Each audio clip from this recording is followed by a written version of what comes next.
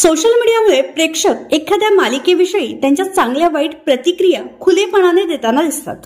नुकताच लाखात एक आमचा दादा या मालिकेचा एक नवीन प्रोमो समोर आलाय, ज्यात असं दाखवण्यात आलंय की तुळजा आणि सत्यजितचं लग्न आहे.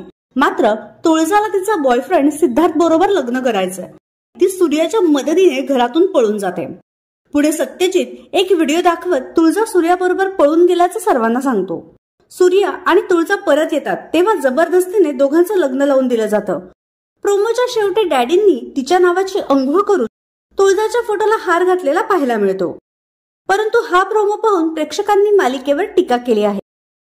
इतकी जबरदस्त स्टारकास्ट पण कथानक एवढं कमकुवत आणि थर्ड क्लास. काय सेन्स दाखवतात, जरा तरी स्टँडर्ड जपा. कृपया असले फालतू सीन दाखवण्यापेक्षा मालिका बंद करा. मालिका कोणतीही असू दे, गोष्ट तीच राहणार आहे. अशा विविध प्रतिक्रिया देत प्रेक्षकांनी मालिकेला ट्रोल केलंय. तर तुमचं काय मत आहे हे नक्की सांगा.